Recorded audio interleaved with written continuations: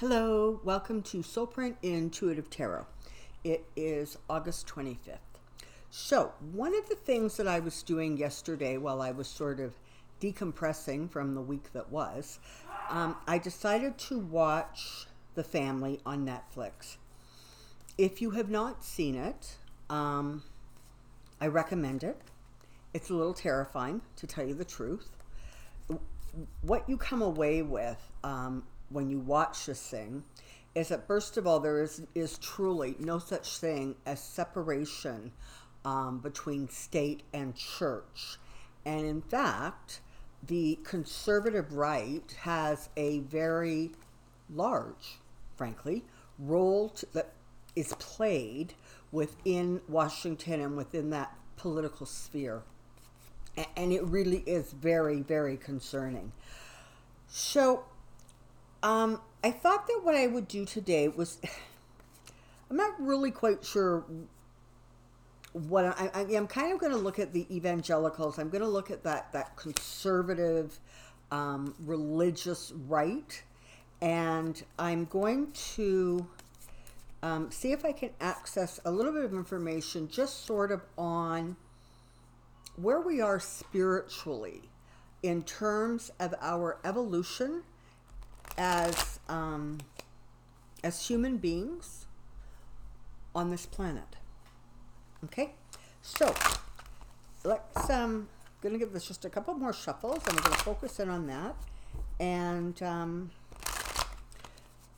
I have a question. I have a bunch of them. I'm honestly not quite sure how to phrase the question I have. So come on down. Let's see what we got. Okay, so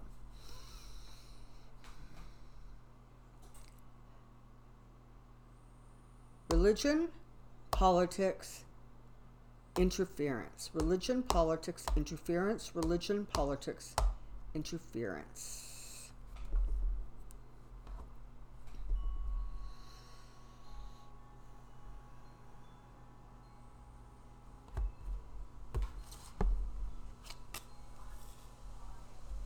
Well, that doesn't bode well.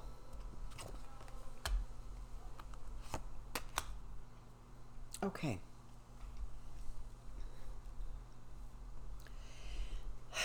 There are, all right. So there are a lot of forces that are kind of moving within the energy sphere of the planet. The energy sphere within the planet. And what is happening is that sort of traditional religions are breaking down a little bit. They're falling apart for several reasons. I mean, one of them, for example, you take the Catholic Church, and there has been so much information coming out about what is going on kind of behind closed doors that shouldn't be.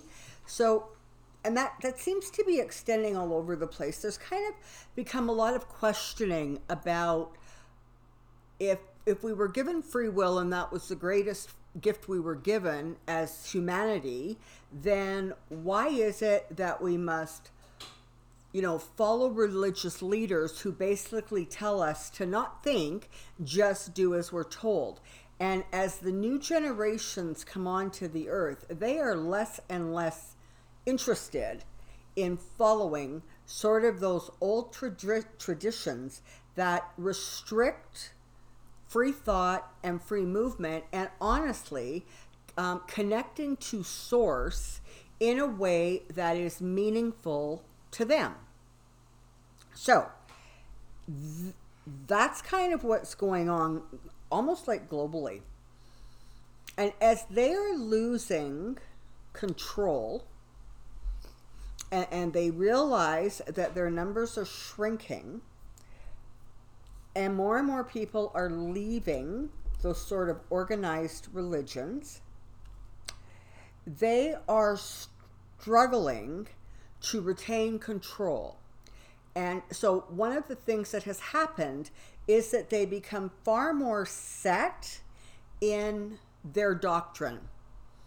And the problem comes, so this is the thing. when you think about religion or spiritual beliefs, it's always helpful to sort of think about it as a wheel and spokes in a wheel. They all go to center. So for this analogy, let's assume that center is source. And source is whatever you wish it to be, or whatever name you wish to give it. So it doesn't matter what journey you take in what religion. It doesn't matter if you study one and adhere to it, or study lots of them, or study a spoke or two that says neither. Ultimately, you end up at source. You end up in the center. The problem comes when you have one segment who believes that they are the only right way. And then there becomes this attitude of, well, if you don't do it my way, you are wrong, and you must be almost like forced to comply, right? And so what that creates is, again, another them against us behavior, reactions, and attitudes.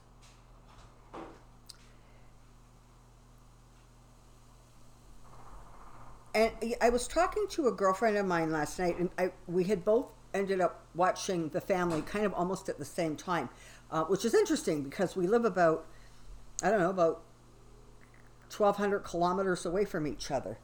But so we were on the phone after that, and she was saying, and she has an amazing memory, so I'm not even going to try to remember everything she said or say it quite as well. But she said, the United States really does have a history of sort of this kind of religious, this religious dynamic that is ours. That on the one hand, people, that came over on the Mayflower were fleeing religious kind of persecution, except once they got here, they only wanted it to be their religion. Ditto what happened in, the whole Salem witch hunts, right? Same thing. It's like, well, we don't want to be where we were because, we can't practice what we believe, except now when we come here where there's freedom to practice what we believe, we don't believe that anybody else should be extended the same freedom. And over the course of time, and so, it has evolved, but it continues to be sort of like this underlying dynamic that is very strongly connected to the United States. And so you end up, over time, that has now become that evangelical base that have long had that desire to control everything that they want controlled, and the focus on either doing it their way or not being allowed, there is no give with them. There's no compromise. So, they want no legal abortions. They don't want any sort of same-sex marriage. They don't want any kind of sexual diversity. And one of the things that came through from The Family that I watched yesterday was how much they admire strong men. I mean, the founder of The Family was absolutely enamored by the idea of Hitler because he felt that religion should have that kind of loyalty and unquestioning respect and obedience. I mean, that was part of what he was creating. So, time has gone on, and now you have, the Southern evangelicals in the States who are doing their level best to control the world. And there's, they control it. They literally control it by big money and by resorting to emotions and emotional responses. And guess who comes along? Here comes Trump. Toodle, toodle, toodle. I'm going to become president of the States. Oh, You want to support me, but in order to support me, I have to say the things that you want me to say? Not a problem in the world. I'll just do that. It was as simple as that. It was as transactional as that. He figured out that, you know what? Without them, I'm not going to win. With them, I can win. And now he is so beholden to the base because that is the only place he has support. And he is literally hoping that that base is strong enough and tight enough and frankly obedient enough to simply vote for him. And honestly, for those of us like myself who have been wandering through the last 18 months going, I don't understand how these religious people just continue to ignore his behavior, his moral behavior, it's all of it. Well, the answer is very simple. The family feels that sort of the more imperfect you are, the better a vessel you are for God's work. And what's interesting is you don't have to repent, really. You don't have to really even change your behavior, because whatever you do is considered, you are considered chosen by God to run the governments. And they want all the governments run by basically disciples of God. Well, he's as malleable as silly putty, honestly. And so he just goes, okay, I'll believe that for right now, because he doesn't care. And the more imperfect he is, the more they become convinced he is the perfect vessel. So that's the dichotomy that is going on right now. It is kind of the way the average person thinks about things and views things is completely opposite to what that strong religious base feels. And so when you start to understand that, it starts to make perfect sense why what is going on is going on. And there really is this idea that, we can juggle, we can interconnect, we can weave together state and religion and create a group of people who are simply obedient, who simply believe that which we have told them to believe. Now, as the sun shines on this, what do we think is going to happen? Let's find out. Alrighty. Normally, these cards would be wonderful, wonderful cards. If the average person got these cards in a private reading, there would be absolute reason to celebrate. However, what it is showing here is a couple things.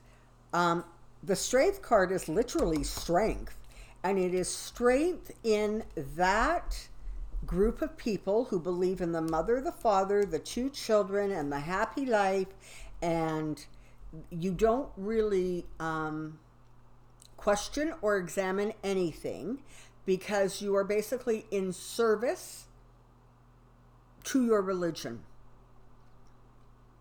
And because of that, they're strong. Because, there's a certain percentage of the population who always needs a leader to tell them what to do and think. And I do not accuse every religion in the world of doing that. I am talking about religions where they cross the line and they are really, really trying to inflict their views and their attitudes on the entire population.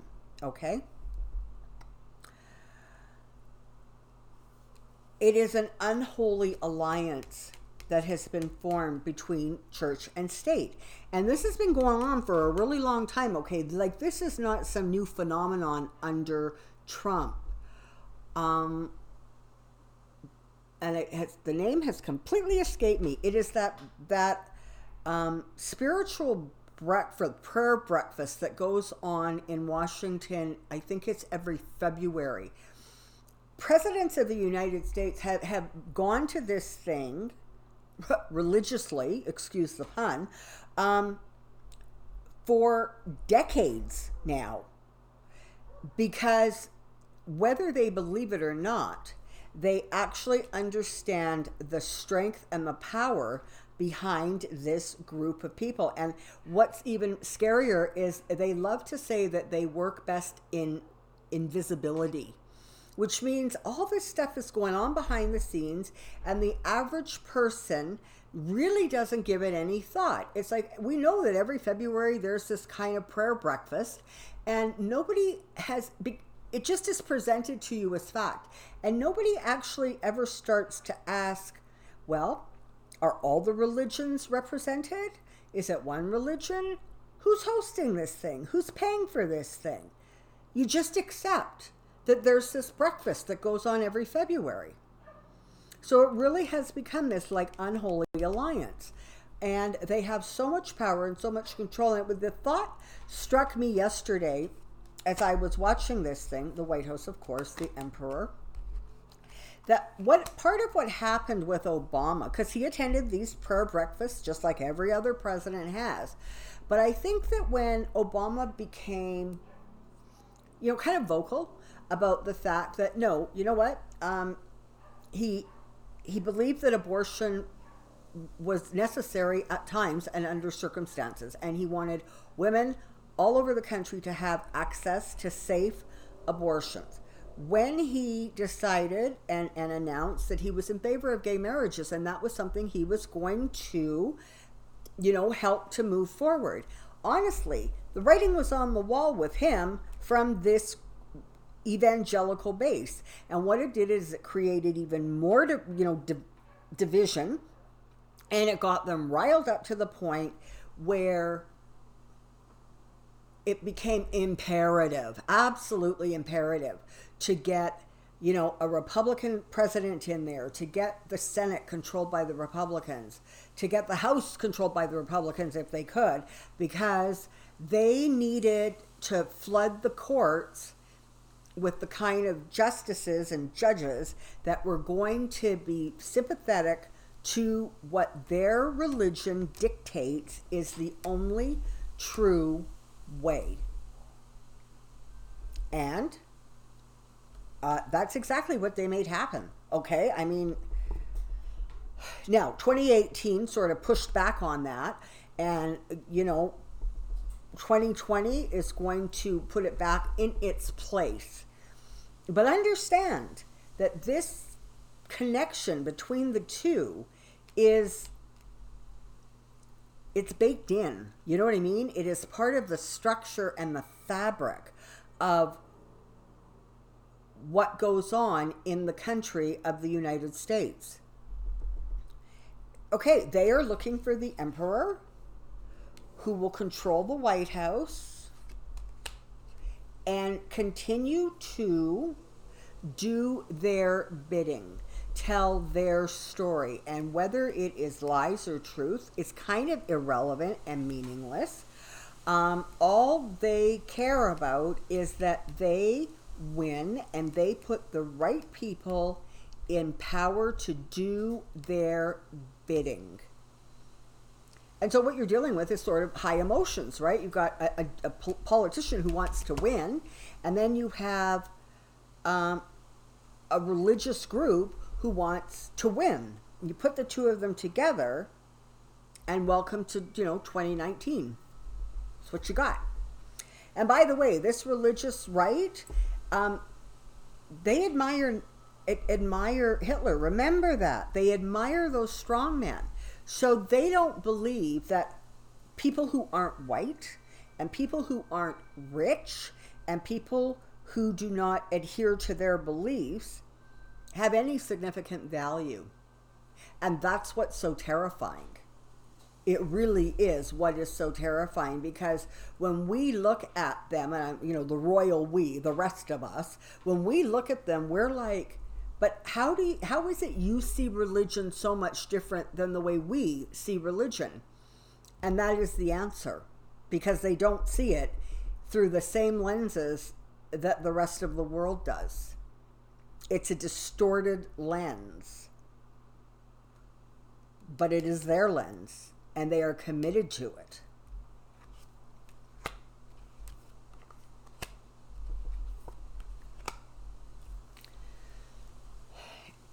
It's about money. It's about power. It's about controlling emotions. It is astounding what people will do and take and accept, even if they don't want to, if it's going to propel them to the place and position that they want to be. Doesn't matter who gets hurt. It doesn't matter what is morally right or wrong, because, again, they live by their own moral standard, which is literally, unless you are one of us, you are nothing. And might to them is all that matters. If you're forceful enough, if you're strong enough, if you create a big enough army, you're going to, you're going to win.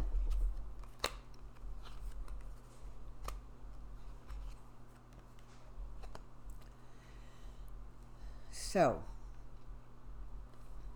the other thing that you have to remember is that a lot of what is going on, what really, really hasn't been grasped, is the fact that the evangelicals are looking for a race war. They want something to be created because, and there's, I am not learned enough in all of these aspects, but part of it has to do with eliminating the Jewish population.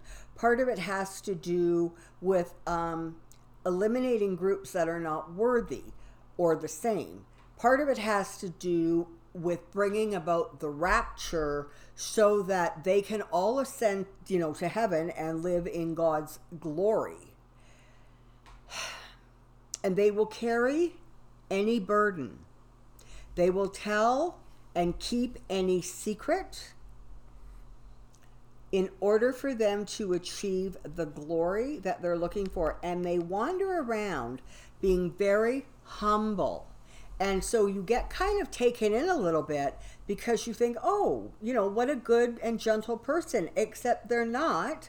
What they are is win at any cost and eliminate anything that does not conform to our beliefs.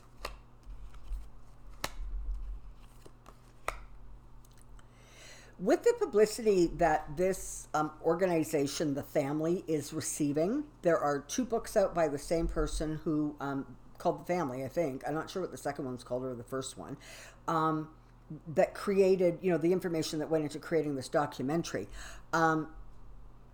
It's going to be interesting to see exactly what happens. I suspect that there's going to be a little bit of change of fortunes, in part because people are going to start becoming more and more aware of what's going on there, and they're going to start pushing back. Are you ever going to be able to completely eradicate it? No. Are you going to be able to kind of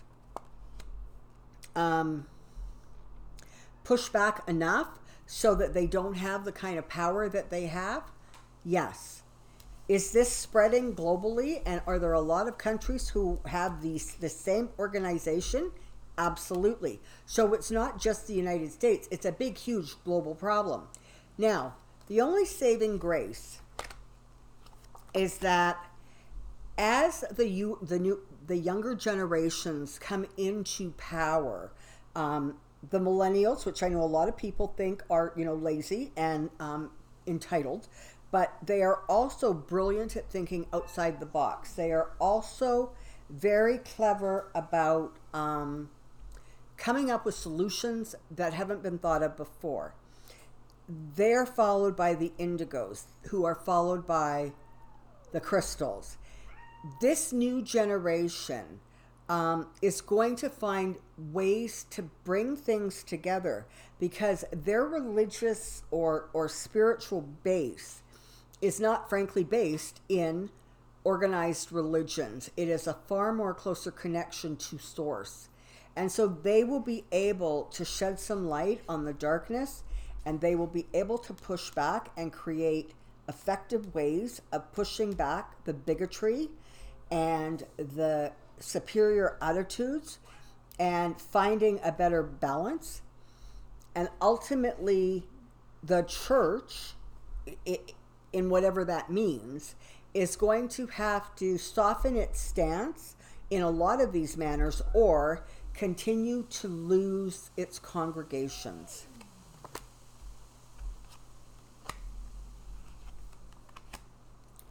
Change comes, but it comes slowly. It comes with groups of like-minded people working together, and it comes with focus, and it comes with being, willing to sacrifice, willing to take the steps to bring together a sort of a better tomorrow, if you will. So there we have it. Do not kid yourself. Trump is entirely and completely beholden to this group and this organization, and he will do whatever it takes to stay in their good graces and, do what they want. Bottom line, whatever they want, he will do, because he has no moral fiber or structure of his own. So he, like I said, he's as pliable as silly putty, right? Whatever. Oh, okay, that's what you want me to say. Okay, I can say that.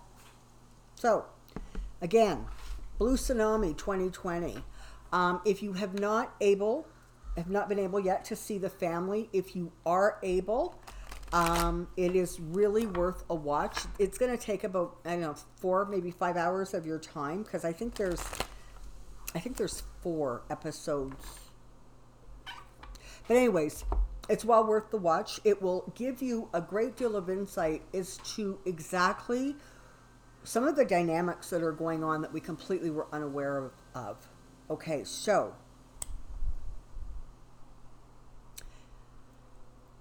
enjoy the rest of the weekend. I'm sure I will see you tomorrow morning on Monday.